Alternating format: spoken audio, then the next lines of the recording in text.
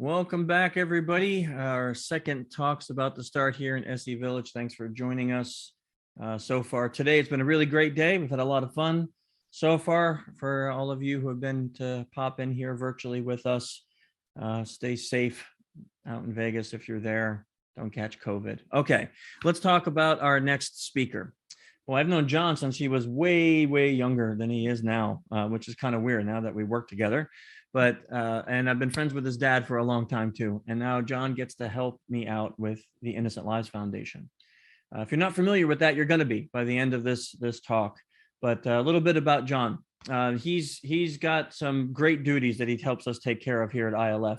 He helps us with basically everything. He's like here's a hat, wear it, and then here's another hat, wear that one, and then here's like a hat rack. That's what that should be his title, because it's from everything from fundraising to administrative duties to helping us with social media to whatever else we come up with as crazy ideas.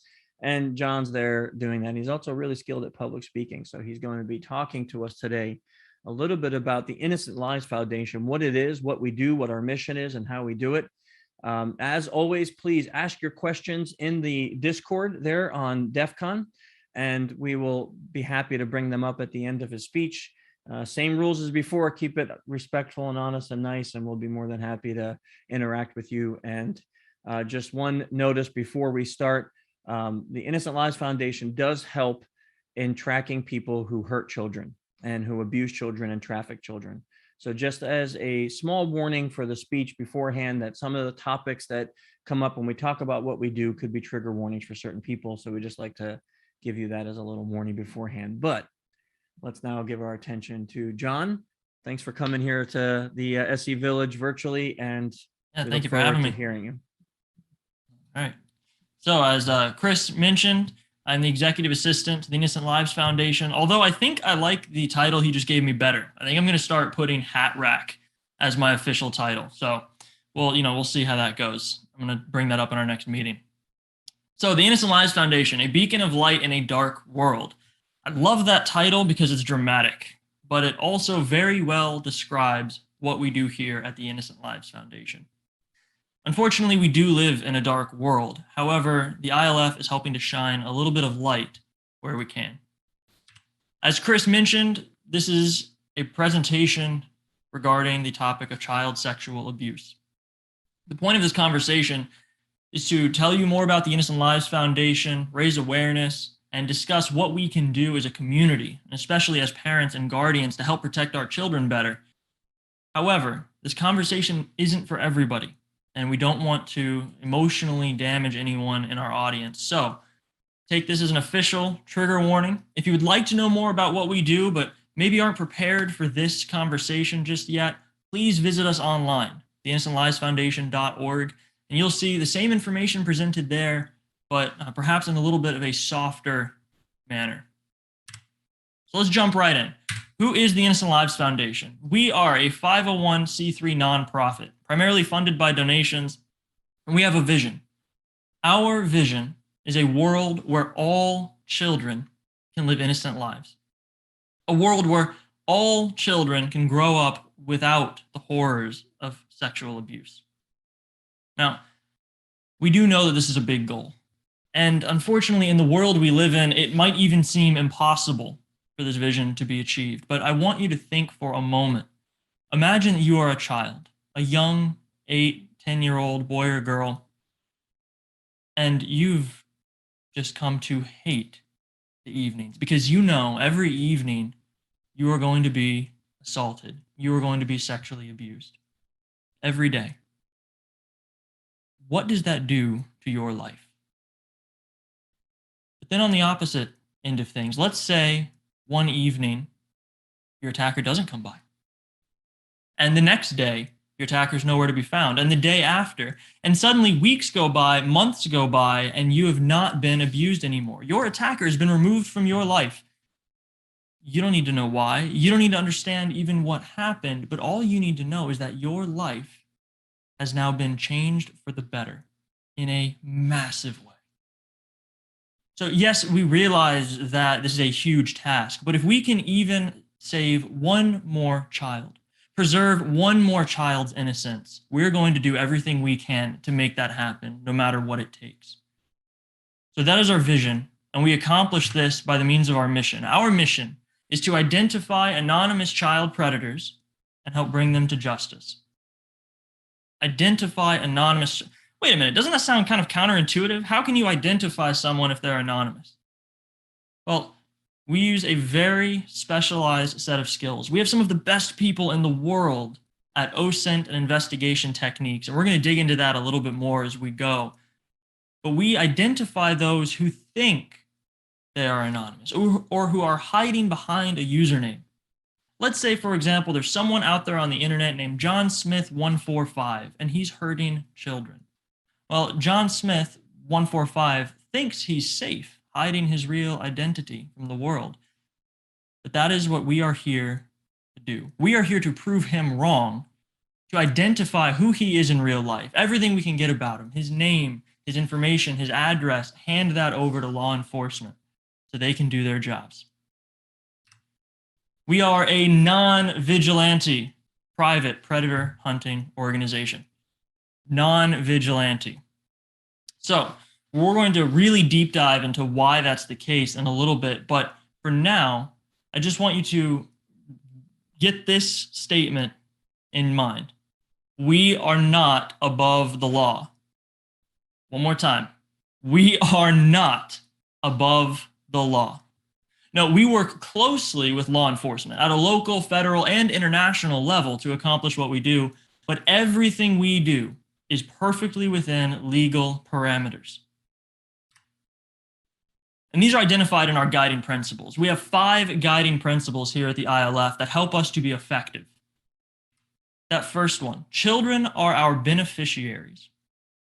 So as I stated before, we are a nonprofit and we operate on donations. And as much as we love our donors, frankly, they're not our primary concern. Our primary concern is the children. Children are our beneficiaries. So what does that mean? Well, that means that every time we make a decision, we think, will this positively impact the lives of children? We ask ourselves, how will this affect children in the future when we're forming policies? Everything we do comes back to children as our beneficiaries. And that is our number 1 guiding principle. Number 2, operate above reproach. We have to. Again, we are not above the law. This is vital. We operate inside a very specific framework that's highly regulated, enforced, and monitored. Because if we were to step outside of these legal parameters, if we were to step outside of our framework that we've built with law enforcement, a predator could go free. And that is never what we want to happen. So we must operate above reproach at all times. 3, we have to protect the emotional health of our people. We have to. This is a very dark topic. Our COO, we were going over this yesterday. He said, use the word horrendous. And he's right. This is a horrendous topic. And this is something that our volunteers have to deal with every single day. So protecting the mental and emotional health of our team members is of the highest priority. And ever since our inception nearly 4 years ago, we've had what's called the wellness program. It's taken different forms throughout the years, but at its current iteration, we have a full-time therapist on staff that you are required to have regular visits with if you are a volunteer or an employee. Her name is Erin, and she is amazing. We love her. And so she actually specializes in trauma. So Erin is fantastic and is a wonderful thing for the team. It's mandatory to meet with our wellness director, Erin, monthly if you are a PIT volunteer. However, she is even available more than that if needed. So we take emotional and mental health very, very seriously here at the ILF because of what we do. 4, never educate a predator. This may seem a little odd, and you might want to wonder, well, of course, you're not going to go out and teach predators how to do their jobs. But what do we mean by this? Well, we have to ask ourselves, if before we publish any information, whether on our social media, on a blog, or in a talk like this, before we publish any information, Will this make predators harder to catch? Is the question that we're asking ourselves. Our children are our beneficiaries, and so we would never want to do anything that makes predators smarter by publishing undue information about how we do our jobs. And finally, no vigilantism. We are not vigilantes. Again, we're going to talk about this in depth as we go on, but keep that in mind. Nothing that is done at the ILF is illegal. Everything is well within legal bounds. All right, so let's take a look at this guy. His name is Bear, and I love him. He is adorable. He's a 2-year-old chocolate lab. And believe it or not, he was the world's first USB sniffing dog. Bear here was trained to sniff out media devices, SD cards, USBs, hard drives. I love the little picture of him posing with the hard drives. He's adorable, and he's really good at what he does. Here, though, is an unfortunate story of education of predators. A huge fail by law enforcement. Do you guys remember the Subway fiasco with Jared, the Subway rep who was found to have child pornography? Well, they discovered where he was hiding his child pornography by using Bear here. They brought Bear in, and he sniffed out that Jared had USBs in his walls that he was hiding his child porn on. And it led to a successful arrest, which is fantastic. But then what did they do? Well, they were so excited with this win. They were so excited with their progress with Bear that they went out and told the entire world that this is possible now, that we have USB sniffing dogs. As a matter of fact, the news clip, they talk about Bear and they say, we're going to have so many requests for this. He's going to get out there and help us solve so many cases. And he would have, had they not told everybody about him. What do you think was on all of these predator forums the next morning? How to protect your devices from USB sniffing dogs. How to protect your devices from trained media dogs. Yeah, so by announcing this, even though it's a really cool story, they nullified the effectiveness of their technique. So that's exactly what we mean by never educating a predator. That's something we are very conscientious of here at the ILF. So I mentioned OSINT before. I'm sure many of you in the audience are familiar with that, but as a broad stroke, it's open source intelligence gathering. It's the practice of gathering intelligence from publicly available sources. All right, so anything that's on the open web, if you can Google it, an OSINT investigator can find it. And OSINT is the primary means that we use to identify predators. So a little more detailed breakdown on how we do what we do. Step 1, we identify a predator. Now, this can be from our own generated leads as the team, or more and more frequently, law enforcement is coming directly to us to have assistance on a case. They'll say, hey, Innocent Lives Foundation, we need to help find who this guy is in real life. Can you help us? And we'll say, of course. So we get a case together. Then what do? Well, we hand that case off to law enforcement. One of their guys gets their hands on a keyboard, retraces our steps, and then has the information gathered themselves, and they've maintained chain of custody. Well, then what's step number 3? Step number 3 is us being proactive in education. Education is vitally important for parents and guardians, because by educating parents and guardians on how to keep their children safe, we will effectively be able to reduce the number of cases that we have to work in the future. So that's the gist of our 3-step process on how we identify child predators. So let's talk a little bit about the mission in particular. And we're going to do this through the lens of a story. This is an anonymized story that we call Baby Doe. This is a real case that the ILF worked. And it is brutal. It is gut-wrenching. We've set our trigger warning already, but I'd be remiss if I didn't repeat it, because what you're about to hear is gut-wrenching. But I want you to listen to it, and I'm going to give you a challenge. Here's the challenge. As you hear this story, you're going to have things pop up in your head. You're going to have questions that you want to ask yourself. Hang on to those. Try and keep those questions in the forefront of your mind, these gut reactions that you have. And we're going to address some of them in detail afterwards. So what happened with the Baby Doe case? Well, not long ago, several months at this point, one of our case leads discovered an online forum.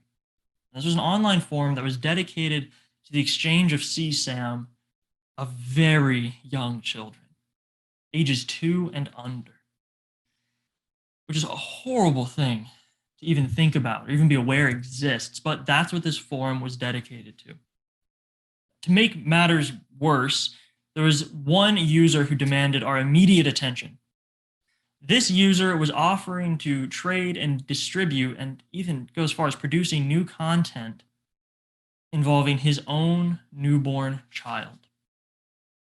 Well, within 2 weeks, the ILF was successfully able to identify who this new father was, was able to turn that information over to law enforcement, and now Baby Doe has a chance at leading an innocent life. That is why we do what we do, for cases like this. So you may have had some gut reactions hearing that story or some thoughts, so we're going to address some of the common ones. First, well, this only happens to other people, right?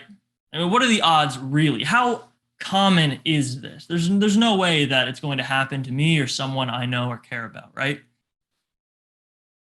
seems really odd that the father was the predator, right? That's got to be rare. I can't imagine that that's the norm. Where did you find that forum, right? That had to be one of those dark web websites. Yeah, I see on TV all the time. They get specialists in there and talk about the dark web, and that had to be where that was.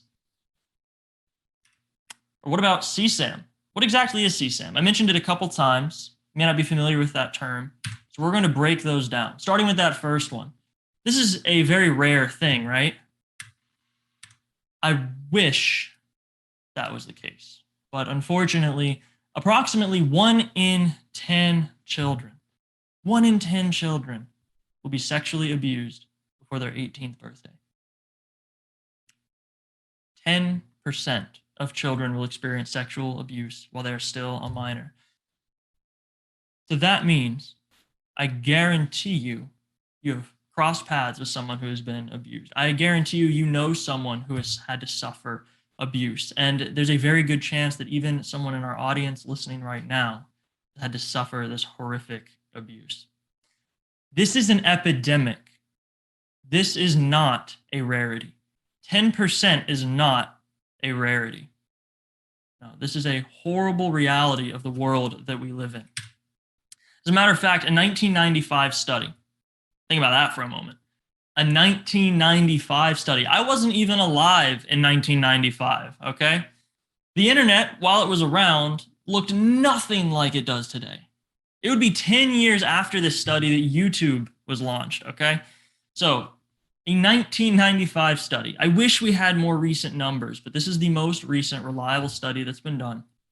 It tells us that one serial predator affects up to 400 children in their predatory career. 400 children. Yes, this is not a rarity, unfortunately, in the world that we live. What about this next gut reaction or thought you may have had? It seems really odd that the parent was the predator, right? When I was growing up, it was always stranger danger, right? And while that's good advice, I want you to think about this for a moment. Look at that pie chart. We have 7, 34, and 59. One of those belongs to the strangers, one belongs to an acquaintance, and one belongs to family members. Who do you think the predator is most likely? Is it a stranger? It's got to be a stranger, right? No. No, believe it or not, strangers only account for 7% of sexual abuse towards children. 59% of the time, it comes from an acquaintance or a friend of the family. And unfortunately, 34% of the time, 1/3 of the time, abuse comes from within the family. I don't give you these numbers to try and scare you, or I don't want you to start going out and second guessing all of your friends, right? That's not the point of this statistic. The point is to bring awareness to the truth. And the truth is, if your child is going to become a victim, there's a 93% chance that you already know who the predator would be. This is why education is vital. You have to be aware of, as a parent or a guardian, the warning signs. You have to know about these dangers and how you can protect your children from them. That is the startling truth. What about that next one? Where'd you find that online forum? Had to have been dark web, right? Well, actually, no. The majority of our cases happen on the open web. The same open web where I'm working from right now on Zoom. The same open web that your children go to school on and play on after school. This was a website that was hosted out in the open for all to see and to use. Very few of our cases take place on the dark web. Now, this is a great opportunity to bring attention, though, to two of our partners and tools that we use, EchoSec and Bluestone Analytics. These are excellent dark web tools that we use on a daily basis here at the Innocent Lives Foundation. And we want to bring these guys up because they have been awesome and they have helped us out a lot. So if you want to connect with either of those providers, please feel free to reach out to the ILF and we can make that happen. But again, the majority of our services and the majority of the things that we find on the open web. Now, CSAM. What is CSAM? I'm sure you're familiar with the term child pornography, but CSAM is what we use here at the Innocent Lives Foundation. Put it simply, all child pornography is CSAM, or child sexual abuse material, but not all CSAM is child pornography. Yet CSAM indicates any sort of sexual related crime against a child. Any sort of video that is produced, photograph, anything of that nature is child sexual abuse material. But we stay away from the term child pornography for two reasons. One, it's simply not as inclusive of a term as CSAM, whereas sexual abuse materials much more accurately describe what we do. In child pornography, that term pornography, unfortunately, has become linked sometimes with entertainment, and it might give the wrong impression that this is harmless. This is not harmless. This is sexual abuse materials. So that is why we use the term CSAM, and other groups like ours use the term CSAM. So let's talk a little bit about the numbers, CSAM reporting. These reports are from 2016. We're going to talk about CSAM by the numbers. 53%. 53%. The majority of CSAM that is reported is of children under the age of 10. Under the age of 10. There's a quote from Interpol there that is very impactful. It says that we see younger and younger kids. And the younger the kids are, the more violent the abuse, especially for boys. Yes, unfortunately, 2% of this material features children under the age of 2 years old. And 28% of CSAM features rape or another form of sexual torture. 84% of images and 91% of videos are newly reported materials as well. What do I mean by that? Well, these are not the same images that keep getting reported over and over and over again. These are not the same videos that keep recirculating over and over again. No, this is new content. There are predators out there actively finding new victims, actively looking for new children to victimize. So it is an epidemic, that one that continues to grow. Project Arachnid, a Canadian group, they found that there's over 5 million web pages hosting child sexual abuse materials. I'm going to be honest with you, 5 million web pages seems like a lot to even exist, let alone just 5 million websites that feature CSAM. That is a horrific number. They're finding 100,000 unique images every month, and that was back in 2017. And the next slide will illustrate why those numbers are much larger now. Take a look at this graph. Really study this for a moment. This is the growth of CSAM reported in the United States. This is not taking place, let me rephrase, this is taking place everywhere around the world. But some people have this idea that this only takes place in impoverished areas or in third world countries. That's not even close to being true. This is the amount of reported cases of CSAM in America in the last 20 years. Look at that first number, 2001. there was 421 cases reported. What happened by the year 2017? Well, the amount of reported CSAM in America shot clear over 20 million. And is that growth sustaining? Is it staying at that level? No, it's growing exponentially. 1 year later, it had more than doubled to 45 million reported accounts of CSAM in America. And in 2019, 69.1 million reported accounts of CSAM. Let me ask you something. I want you to think critically here for a second. Do you think that COVID and the lockdown has made it better or worse? Well, we don't have official numbers yet, but early reports show the trend increasing twice as fast in CSAM reported since COVID started than before. Twice as fast. Yes, the more time that we and our children are spending online, the more opportunity for these predators to have access to them and to create and publish new content. This is a horrifying chart. This is a horrifying trend to look at, but this is the truth. The numbers get worse and worse every year.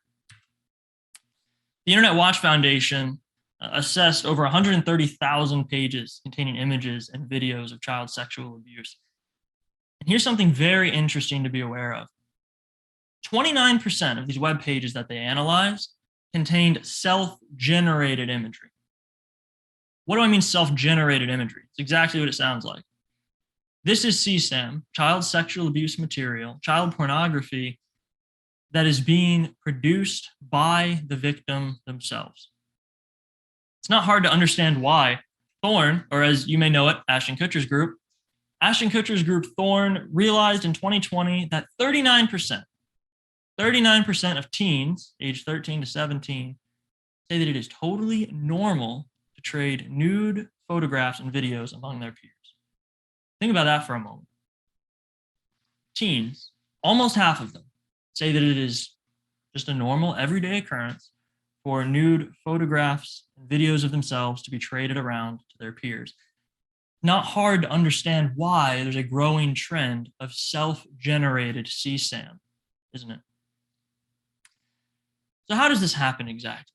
Does someone just walk up on the street to your child and say, hey, I'm going to abuse you and I'm going to get you to create sexual abuse materials? Well, no, obviously, that's not the case. The majority of the time, it happens through a process called grooming. And this is something that I'm sure all of you have at least heard at one point in your life. Grooming is the act of a predator targeting, gaining their trust, and then unfortunately exploiting a child. We're going to spend just a few minutes talking about grooming because it is very, very important to understand. It's important to understand what it is and how it happens so you can be aware of the warning signs. Grooming is essentially a 6-step process. We're going to break those down one at a time, starting with that first one. Step 1 in grooming is a predator identifies who their victim is. They target a victim, typically one with noticeable weaknesses, such as an emotional vulnerability, and perhaps low self-confidence, or maybe they're in a poor economic situation. They see something about a child that they can exploit. Then what do? Well, they gain their trust. They obtain information about the victim. They make the victim think that they're on their side. They're their friend. The quotes here are very impactful because this is taken from a victim of grooming and the abuse that they suffered. Notice what this first quote says about trust. It says, up until this point, they being the predator, had never tried to touch me. They did not make me ever feel uncomfortable or ever feel unsafe or that they could harm me. They gain that trust with the victim. Then what happens? Well, then they fill a need. That need that they identified at the beginning, now they fill it. Perhaps that's buying their victim gifts or being an emotional shoulder that they can cry on, or perhaps providing money, drugs, and alcohol. They fill that need, and then the isolation starts. They start isolating their victims away from their family and their loved ones. Oftentimes, this involves making the parents seem like the villains, making it seem like the parents don't know what they're talking about, that they're in love, this predator and this victim. and that they need to isolate. So will often include times trying to get them alone on FaceTime or perhaps even in person to spend more time with this victim. And that's when the abuse can begin. Listen to this further quote. As I trusted them. They were my friends as I saw it. Until one night, my main perpetrator raped me, quite brutally as well, in front of a number of people. Well, does the abuse stop after the first time? Typically not. The next step, step 6, is to maintain that control. Whether it be through extorting this person, threatening to release the footage that they've already taken of them to their parents or to the public, or through any number of manipulation tactics, typically the predator will attempt to abuse their victim repeatedly. Notice that final quote there. It says, well, if I didn't go out and see them, they were going to get my mom and are going to rape her. What a horrific experience that this young person had to go through. And yet this is happening every single day all around us. It's important to note too, when it comes to grooming, that oftentimes, not always, but oftentimes, the predator will try to groom the parent as well. Why? Well, it just makes their lives easier. If they can gain the trust of the child and the parent, they're going to have much easier access to exploit their victim. So being aware of these steps, of these signs of grooming, are very important as a parent or a guardian. And you can look up that reference in slaverynow.org to get more information on the particulars of grooming and how it presents. So again, I want you to think for yourselves, think critically. Do you think it's easier and easier for predators to gain access to children these days with the internet? Well, of course it is. As a matter of fact, 1 in 3 internet users is a child. As predators have unprecedented access to new victims now because of the internet. The internet is great in a lot of ways. The internet's allowing us to talk and have this conversation right now, but it also presents a whole new wave of dangers that parents and guardians aren't aware of. And that's why the Innocent Lives Foundation and their education, our education, is so important in this digital world. So what about living with CSAM? What happens after? Let's say you are fortunate and your predator gets taken out of your life. Let's say they're behind bars and they can't hurt you anymore. Is that the end of the abuse for you? Well, unfortunately, no, that's just not the case. You now have to find a way to live your life after you've been a victim. This is a very interesting report, and these numbers I'm going to share with you. This is a report done in Canada. It has a relatively small focus group. And the reason for that is because this is the first generation of children that have grown up and become adults living in this digital world. So they have a focus group of these poor children that had been abused and had CSAM created of them. And they're asking them to reflect on it and its effects into their adult life. Let's break down some of these numbers. 80% of this focus group had thought about suicide as an adult. 60% had attempted suicide. 69% of these individuals worry. They worry about being recognized from this child sexual abuse material that was created of them as a child. And 30% of them say they have been recognized from their CSAM. Wow. Take a step back and think about this. We've talked about a lot of numbers, and it can be easy to just get lost in these numbers. These aren't just numbers. These are people. These are children and adults. These are their lives we're talking about here. Think about the effect that this information you've just learned would have on society in the future. Think about this for a moment. We discussed earlier 1 in 10 children will be abused before the age of 18. That is a lot of children that are becoming victims every single day. And this is the effect that victimization is having as they grow up. What sort of an effect would we have would this have on society with all of these individuals contemplating and attempting suicide? And put yourself in their shoes for a moment. Imagine having to walk into an interview. Imagine going on a first date, or perhaps going home with your date to meet their parents and having to worry every step of the way, am I going to be recognized from my CSAM? That must be a horrible thought to even have to have. And yet, that is the reality. All right, take a deep breath. Now what? Did I drag you here for 45 minutes to depress you? No, that was not the point of this conversation. The point of the conversation is that, yes, this is a dark world, but the Innocent Lives Foundation is a beacon of light. There's a silver lining. We are doing something about it. We're going to talk about how successful the ILF has been in our mission. September 1st, coming up here in just a few weeks, is our 4th anniversary, which we're very excited about. But in just 4 years, we have worked nearly 400 cases. And pay attention to that second number. 303 cases. 303 cases have been sent and accepted by law enforcement. That is an outstanding success rate and an outstanding acceptance rate. 303 plus cases have been sent to law enforcement. And remember the statistic from earlier? One of these guys, one of these predators can affect up to 400 children.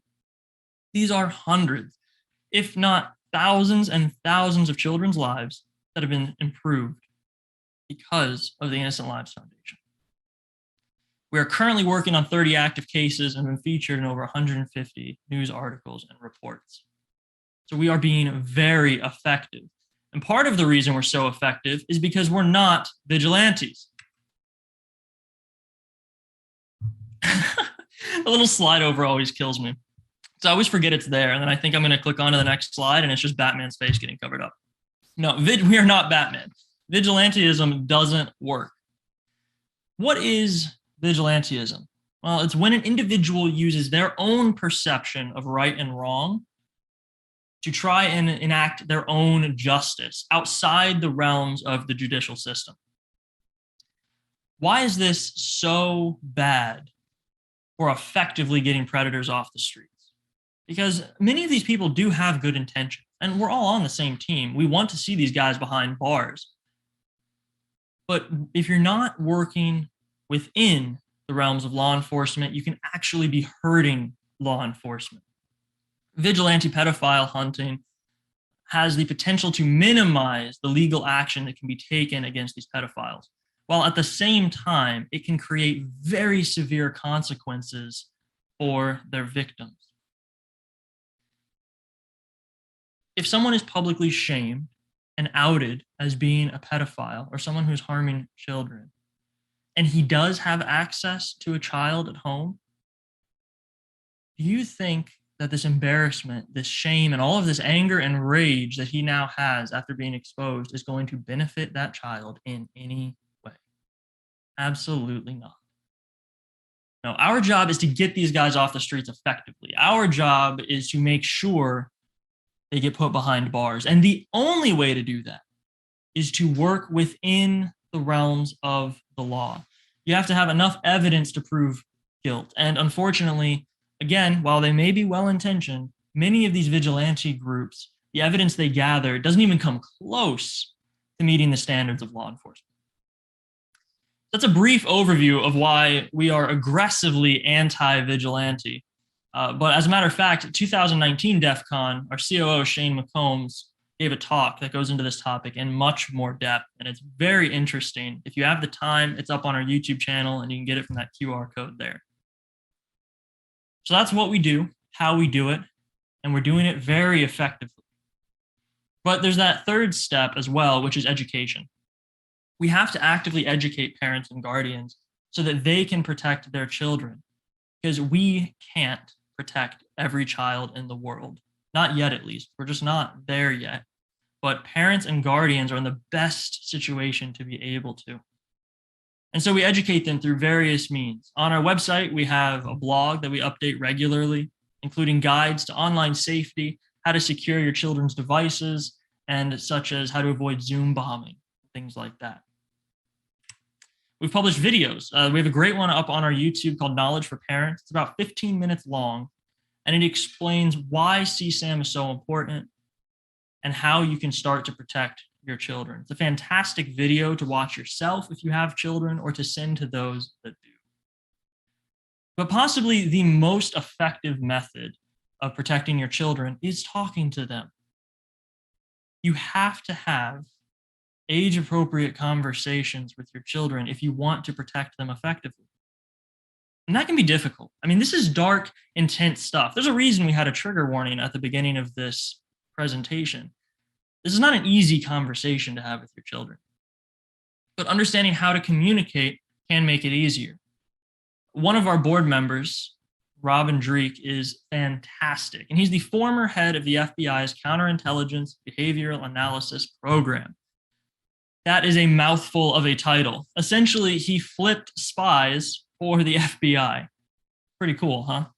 And if you're familiar with Criminal Minds, which I'm a big fan of, and I'm sure many of our listeners are, the BAU is the fictional department. Robin's is the real department. He was the real life BAU. So really, really fascinating guy, and we are very lucky to have him as one of our board members. Yes, Robin is very actively involved in the Innocent Lives Foundation, and he has this amazing framework for parents or for anyone really to communicate more effectively. It's called the trust method. It's talking, building relationships, understanding, developing stability, and then teaching. And he breaks all of this down on his website, peopleformula.com, and we have an excellent blog post about it linked there at the bottom on our website. Trust, Robin Dreek's rules for keeping kids safe online.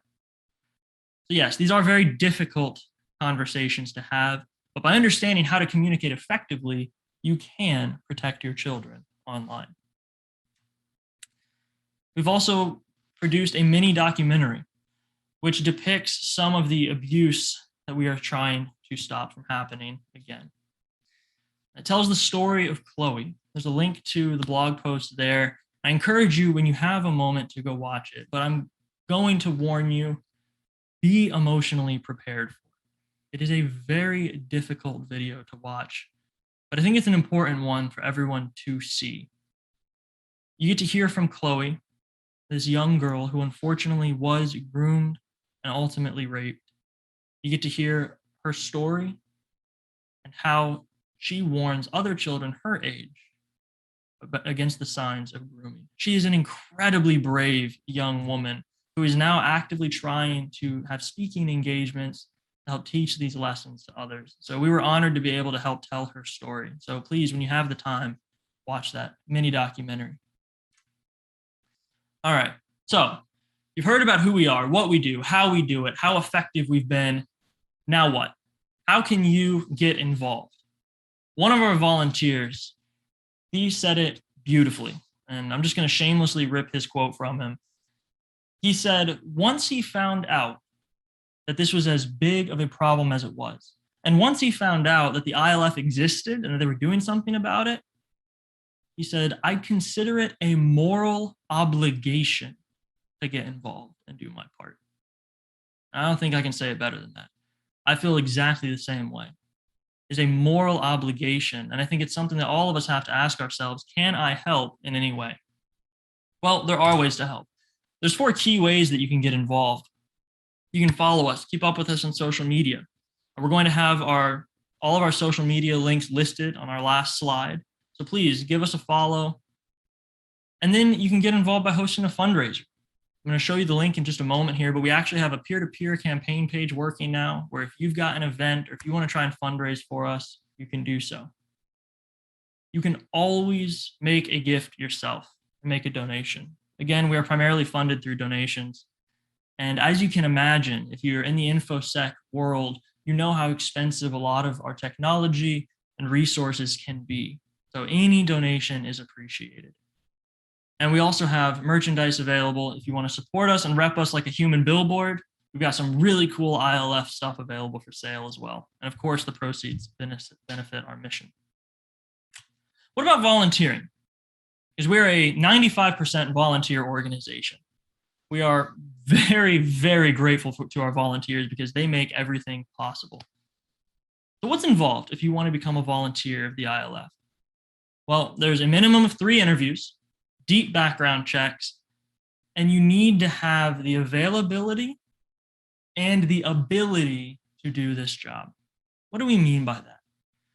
Well, again, what was our first guiding principle? Children are our beneficiaries. Children's lives are at stake here, guys.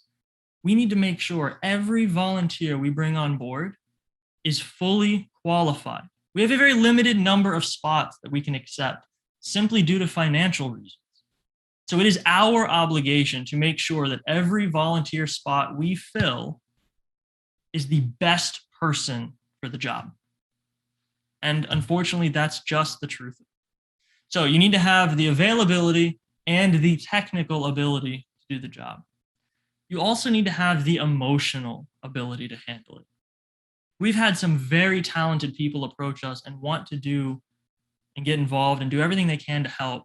But once they realized the magnitude and the emotional weight that it was going to take, they humbly stepped back and said, I'm sorry, I just can't handle it. And that's okay. That's totally okay. That's why we have the wellness program. We never want to emotionally damage any of our volunteers, but it's an important thing to consider that you have the emotional bandwidth for it as well. If you would like to volunteer, please go to our website and you'll find the volunteer form there under the Get Involved page, and you can send in your application. We are always looking for more qualified volunteers to do this.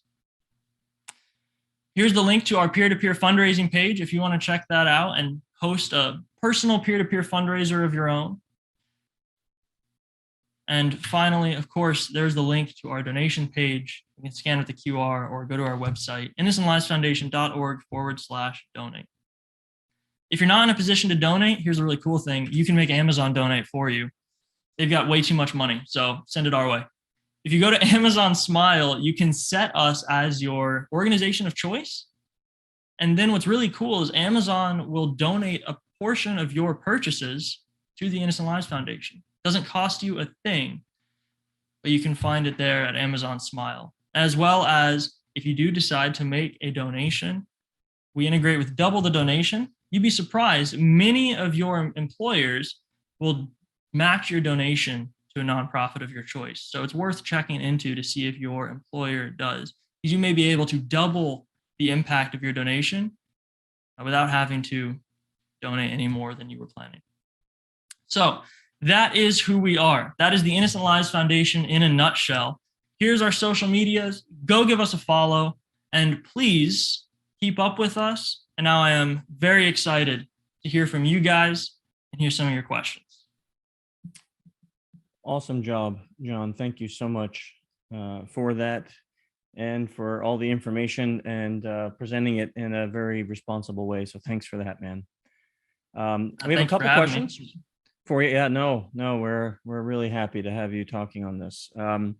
So this one, the person asking said they know it's new, so if you're not familiar with it, that's fine. But do you have any thoughts on Apple's new CSAM efforts?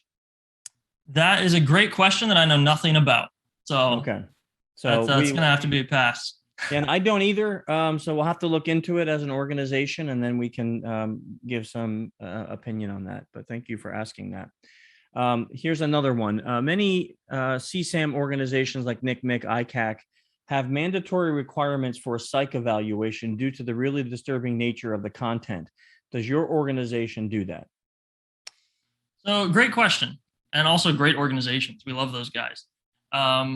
We don't have a mandatory psych evaluation per se. However, as part of our wellness program, one of those 3 interviews that I mentioned, they're prerequisite interviews if you want to volunteer, you have to sit down for a wellness interview with Aaron.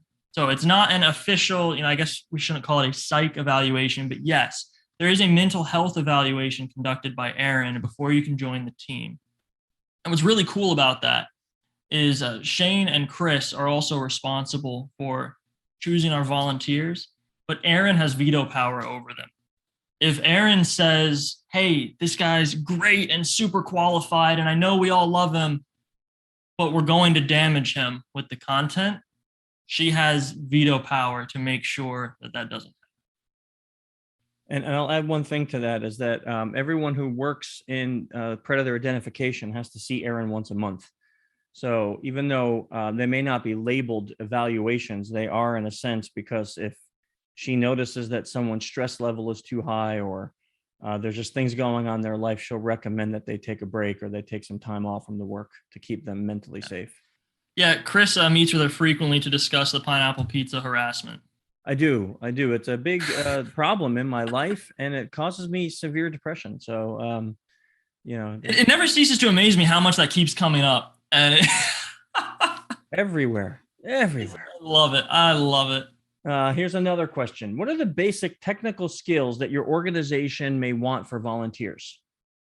Great question. So primarily, we're looking for individuals that conduct OSINT at a high level on their day-to-day lives and their personal jobs. We're really looking for the most qualified people and OSINT professionals out there. There are other needs as well, such as like infrastructure needs, being excellent with AWS and programming skills. So if you have anything along that range, please let us know. On the education side, we're also looking for individuals to help us boost our social media. So if you're just a social media wizard or guru, we're looking for that on our education side as well. Excellent. And another question. Do you find that a lot of forms containing CSAM are visible without verification? I was under the impression a lot of those networks required you to vet yourself prior to being accepted to their sharing circles. So that's a great question that, frankly, I'm just not qualified to answer. If you have any input, yeah, I can answer it if you're okay with it. I didn't want to barge in on your. No, please do. So you're right that back in the day there was a large need, or the way that they ran is that you had to prove that you were like them.